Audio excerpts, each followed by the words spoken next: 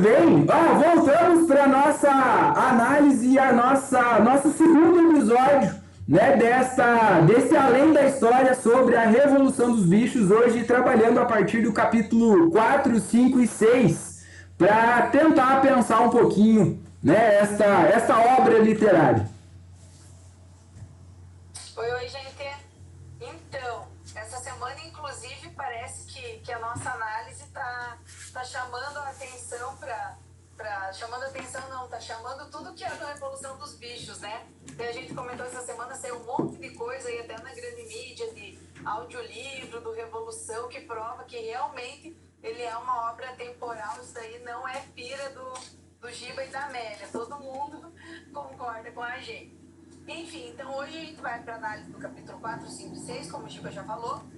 No capítulo 4 acontece aquilo que a gente já podia imaginar que ia acontecer, que é o Jones e os fazendeiros das granjas vizinhas tentando recuperar a fazenda, agora Fazenda dos Bichos e a antiga Fazenda do Solar. Só que os animais já estavam organizados, esperando isso acontecer, né? E quando o Jones chega lá, eles já tinham feito toda uma estratégia de guerra com cada um nos seus postos, e eles conseguem mandar o Jones e os amigos dele embora da granja. Ficando muito claro que os amigos, os outros fazendeiros, não foram ajudar o Jones por amizade, né? Falei amigo, mas no sentido figurado. Não foi por amizade, foi por medo de que o que estava acontecendo na granja do Solar agora, Fazenda dos Bichos ou Fazenda Animal, acontecesse nas outras propriedades também. Então não foi por bondade, não, foi por puro medinho.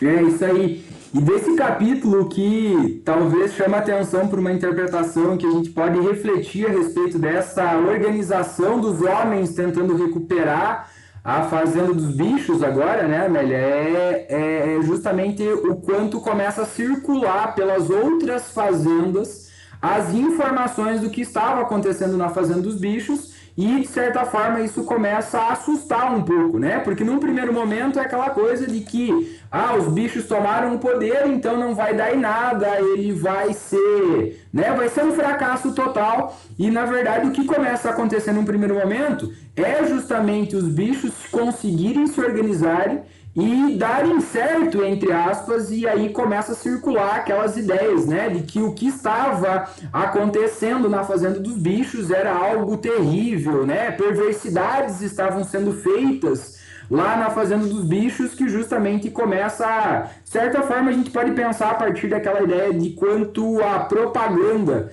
né, a propaganda política negativa é uma das grandes armas dentro das discussões das relações políticas, né? Então, quando eu vou defender os meus ideais, uma das estratégias também é atacar ou diminuir o outro, criando, de uma forma geral, aquilo que hoje a gente popularmente chama de fake news, né? Criando informações erradas, criando informações falsas, disseminando mentiras, justamente para espalhar essa ideia. Isso é uma coisa que dá para a gente entender ou compreender, né, por trás dessa ação dos homens, né, de tentar retomar a Fazenda dos Bichos nesse momento, né?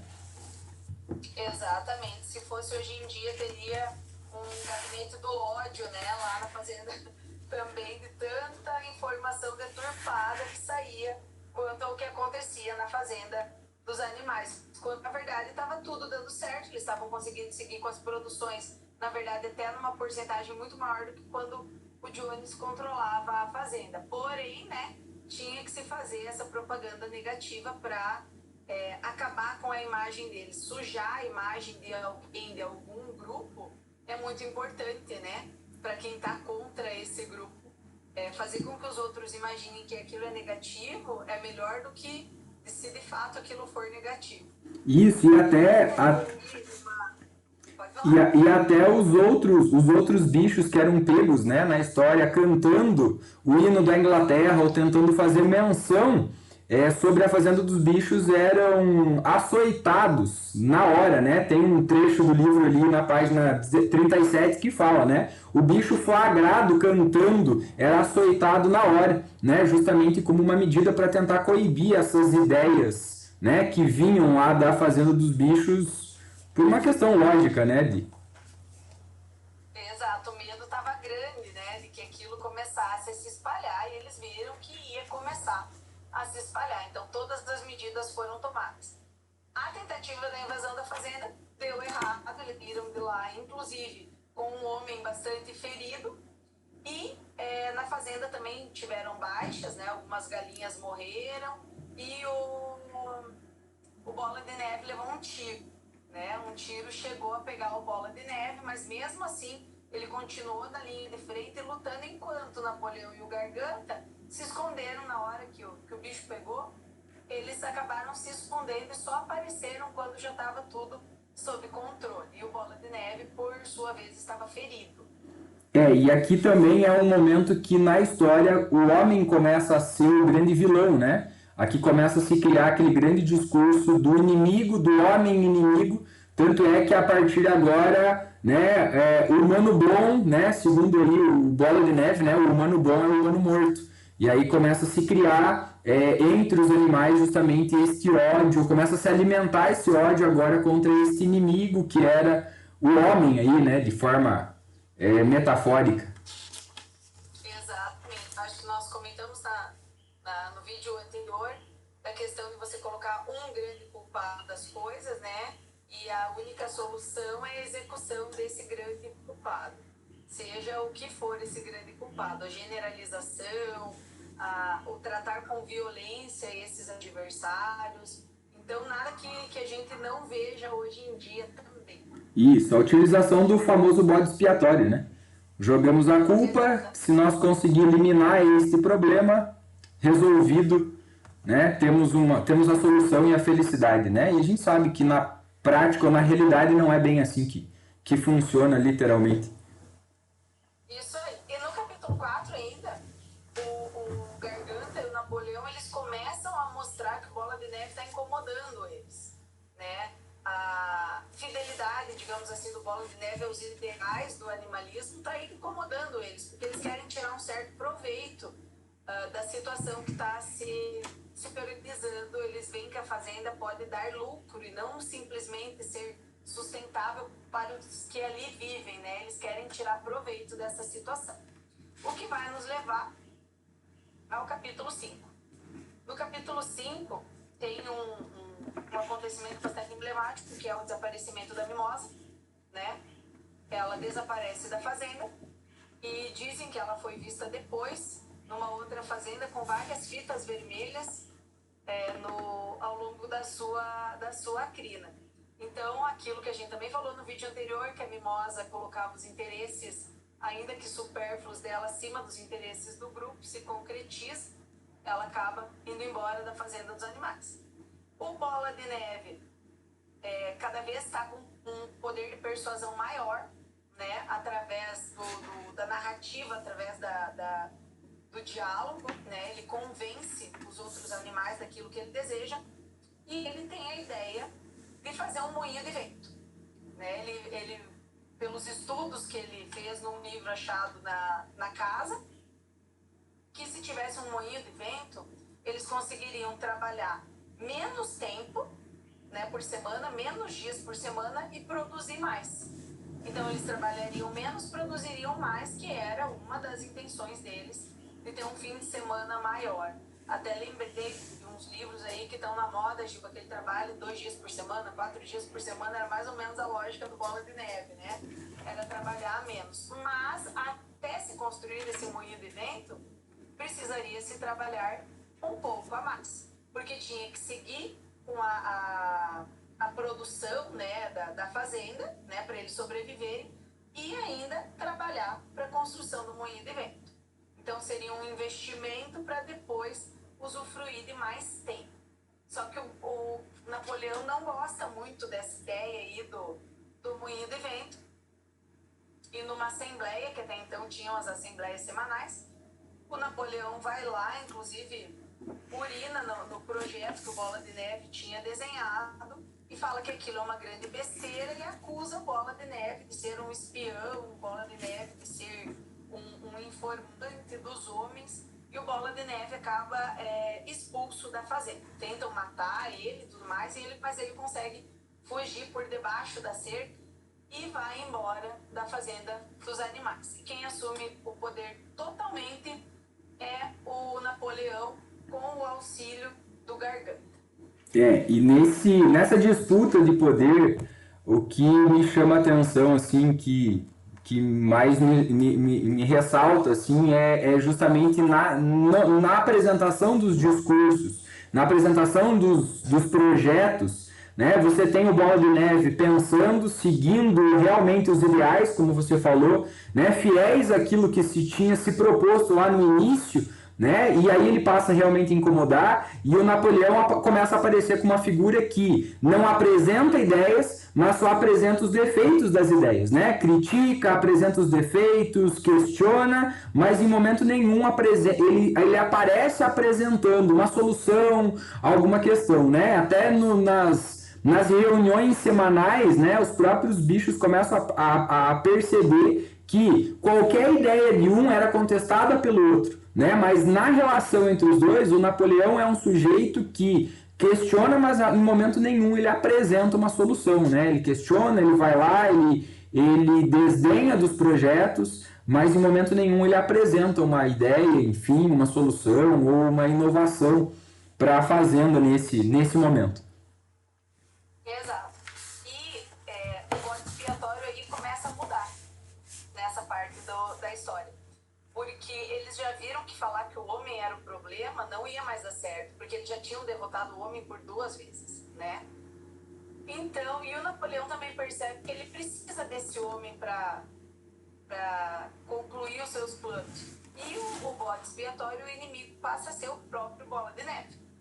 Então, tudo que é questionado ou qualquer coisa que dê errado, o Napoleão fala para os outros animais: mas é culpa do Bola de Neve. Só que o Bola de Neve nem estava mais lá. O Bola de Neve tinha sumido, né? Ele naquele momento ele some da história, ele nunca mais aparece.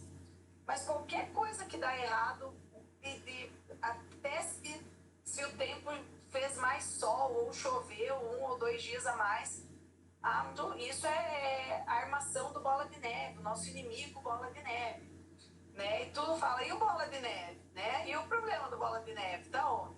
Então, o Bola de Neve passa a ser o inimigo, não é verdade? E uma coisa que me chama... Esquece tudo que o Bola de Neve tinha feito antes. Eu... E é muito engraçado aquela parte, eu gosto muito, sinto muita raiva, inclusive, que o Napoleão fala que quem levou o tiro foi o Napoleão, não foi o Bola de Neve. E os animais, eles têm aquela lembrança de que foi o Bola de Neve. Mas se o Napoleão tá falando, então, acho que foi o Napoleão mesmo que tomou o tiro, e o Bola de Neve devia até estar junto com os homens no plano de invadir e tomar a fazenda novamente. Outra coisa que me chama muita atenção nessa construção política do Napoleão, né, de mudar o foco para o Bola de Neve, é a utilização das ovelhas.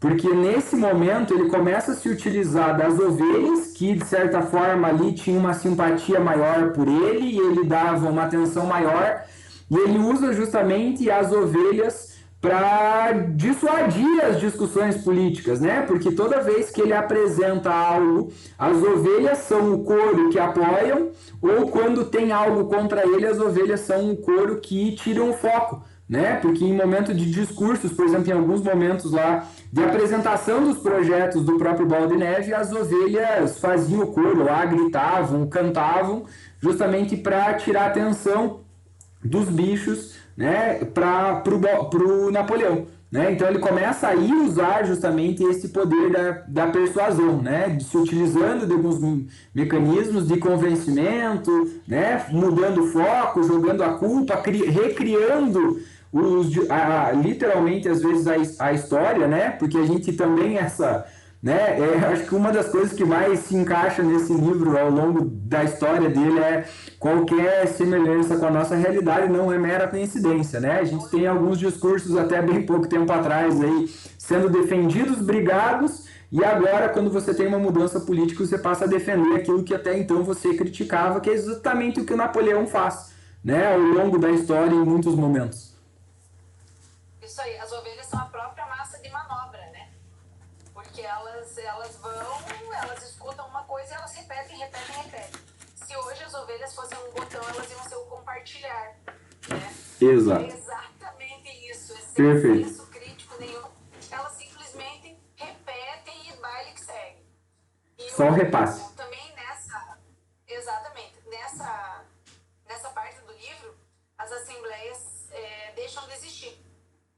Então passam a ter os avisos. Isso. Né? Deixam de existir. Acabam-se as assembleias. Deixam de existir, passa-se aviso e volta a aparecer alguns personagens na história que lá atrás, né, no capítulo, ali nos primeiros capítulos, no vídeo anterior, a gente discutiu justamente a questão da educação, né? E lá atrás a gente falou dos filhotes de cachorro que agora aparecem na história como uma grande força, realmente, né? Porque o Napoleão retira esses filhotes, educa esses filhotes a partir dos seus princípios e agora eles são a grande força. De certa forma a gente poderia entender aqui como a violência, né? Que ele usa para o convencimento. Então, se eu não convenço a partir de um discurso, se você não aceita, eu uso a força para te convencer, e se você não se sentir convencido disso, né, eu vou agir de forma violenta sobre você, e aí aparecem os cachorros, a partir de agora na história, como uma grande força, talvez, de imposição das ideias dele, né, na história. Isso, os cachorrinhos que foram tirados para ser educados não foram educados, né? E exatamente, eles são a guarda do Napoleão. Inclusive eles recebem esse nome, guarda do Napoleão, né? E eles atacam a qualquer animal que vá contra, né? Inclusive mais para frente teremos um grupo de pessoas revoltadas, né? E que vão ser atacadas por esses mesmos cachorros. O que vai totalmente contra a primeira ideia de que nenhum animal mataria, machucaria, maltrataria outro animal. Isso. E aqui começa a aparecer muito forte o uso, né? Eu identifico muito forte o uso da cultura, né?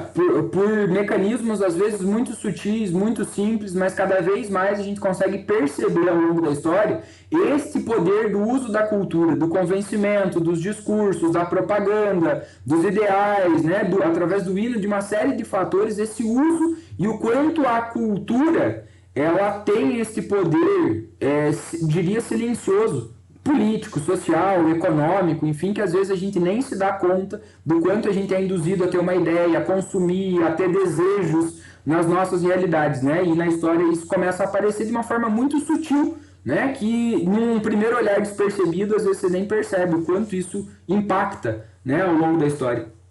Ou simplesmente ficar quieto, porque tem uma passagem, logo que eles entram na casa, depois da Revolução, que eles entram ver as coisas da casa, Napoleão olha bem maliciosamente para a televisão que estava ligada. E ainda, eu acho que já é no capítulo 6, um grupo de animais vai questionar o Napoleão porque viram ele dormindo na cama. Né? Olharam pela janela da casa e viram ele e o Garganta dormindo na cama. E um dos mandamentos era que não, nenhum animal dormirá em camas. E ele pega e pede para o Garganta trazer uma novidade para eles, né? E é a televisão. E quando ele liga a televisão, todos os animais, a descrição no livro é muito legal. E tem o filme, né, do Revolução também, uma das produções, acho que é de 1969, se eu não estou enganada.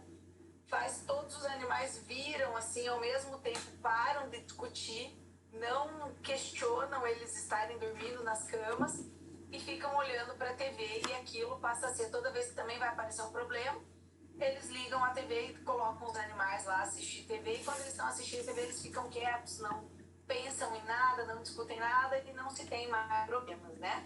Isso, e aqui... Tem no capítulo... E é nessa parte da história aí, né, entrando no capítulo 7, que começa o grande sacrifício dos porcos, né? Porque agora o dormir na cama, o tomar o leite, que a gente já falou, comer as frutas, agora eles estão fazendo isso pelo sacrifício da fazenda, né? Eles estão se sacrificando, eles não estão fazendo porque eles gostam, né? Mas porque é importante e fundamental para que eles mantenham a saúde, enfim, para que a igreja continue funcionando, né? E é interessante pensar essa ideia. E ainda no capítulo 6 também, uma das coisas que eles tinham comentado, eles não pensam, o homem era o grande inimigo, mas no capítulo 6 eles começam a comercializar com os fazendeiros vizinhos. E a desculpa é porque precisa comercializar para ter as peças para o moinho de vento. Porque daí no capítulo 6, o Napoleão fala que a ideia do moinho de vento era dele e era uma ideia ótima e ia ser posta em prática, né?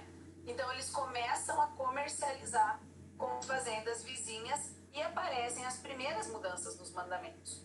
Então até então um dos mandamentos era: não dormirás em camas. Daí depois está escrito do ladinho: com lençóis, né? Então eles começam a alterar os mandamentos e isso vai se estender por muito tempo, essas alterações de todos os 7 mandamentos do animalismo. E aqui começa também as imposições sobre os animais, né? Daquele, num primeiro momento, né, de todo mundo fazer o esforço, se comprometer, ajudar, mas agora todos os animais eles eram obrigados a fazer determinadas atividades, né? Eles, no discurso, eles não eram obrigados a fazer, mas caso eles não fizessem, eles teriam a sua ração diminuída pela metade, né? Então, assim, tu não é obrigado a fazer o negócio, mas se tu não fizer, tu não vai ganhar comida. Então, aí começam as posições, os cachorros começam a aparecer cada vez mais na história, né?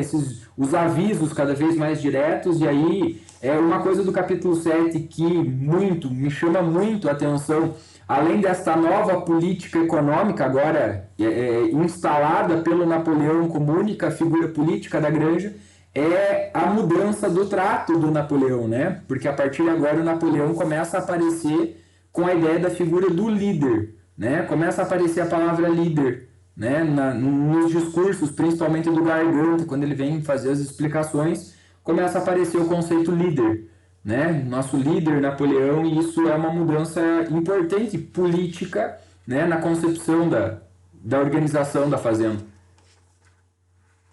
Aparece esse discurso dele como líder, mas a figura dele passa a não mais aparecer. Ele fica recluso dentro da casa, né, pensando, tipo, ele tá num patamar inalcançável. E, inclusive, também vão aparecendo, né, as ideias de adoração à figura, uma figura, né?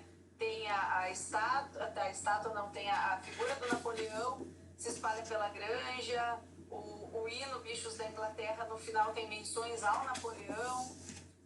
As ovelhas param de falar 4 pernas bom, 4 patas bom, 2 pernas ruim, passam a falar Napoleão sempre tem razão. Então o nome dele passa a ser algo meio mítico, assim, né? Como se ele fosse o grande salvador de tudo. E começam a aparecer, uma coisa que no capítulo 7 também chama atenção é justamente o como eles usam as ameaças, né? Para qualquer coisa que fosse levantado, né? Em vários momentos no discurso do Garganta ele ameaçava, né? Mas vocês querem que o Jonas volte para a fazenda? Vocês querem de volta os humanos, né? Então essa ameaça constante o tempo todo, né? Além do reforço de vai batendo em cima.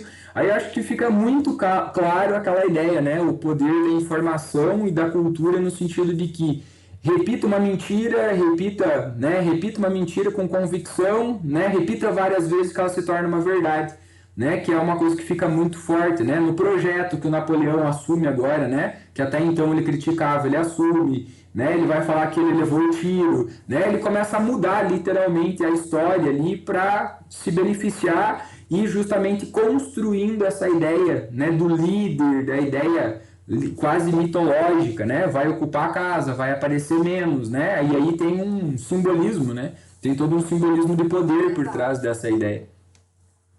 E é assim, também é importante a gente lembrar que agora no capítulo 7, isso já vem desde o capítulo 6, a fazenda não está mais funcionando para os animais tão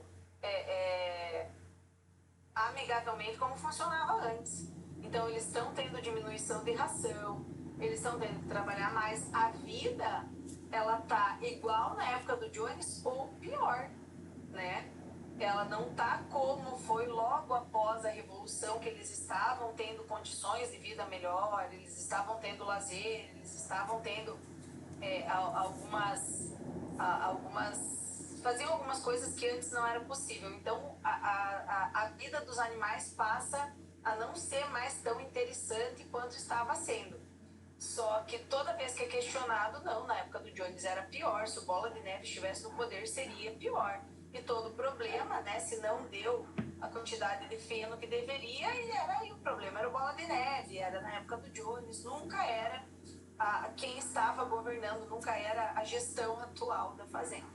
Então, o capítulo 7, ele é bastante importante, né, bastante decisivo na história, porque ele mostra bem esse momento onde todos os sonhos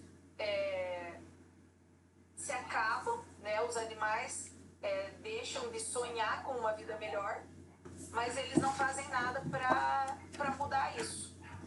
Exato. Não fazem nada para mudar isso. Exato. O medo, né, que eles tinham da própria força lá da guarda do Napoleão, quanto pelo medo do passado, que eles nem lembram mais como era esse passado, quanto por essas ameaças infundadas feitas pelo Garganta, pelo Napoleão, pelos porcos em geral. Exato.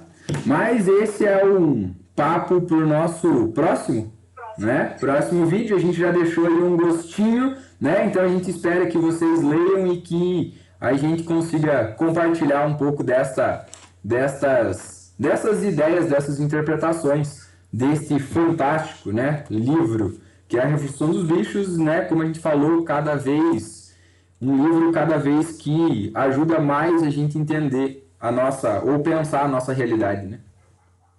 Ok, e a gente tem que deixar a palavra. A gente deixou no primeiro vídeo, depois não deixamos no segundo. Então a palavra pode ser qual? Vamos ver. Pode ser alienação, Giba? Pode ser, ótimo. Boa, alienação. A nossa segunda palavra é alienação. Isso, então anota aí, guarda essa palavra. No próximo vídeo a gente vai anunciar, né? A gente vai explicar melhor como é que vai ser o sorteio de um livro da Revolução dos Bichos, para você que acompanhou, né? Que está acompanhando a nossa série aí, né? O primeiro, né? O primeiro episódio, de forma geral, do quadro Além da História, tá? Sobre a Revolução dos Bichos. Beleza? Beleza? Tchau, tchau. Até o próximo, hein?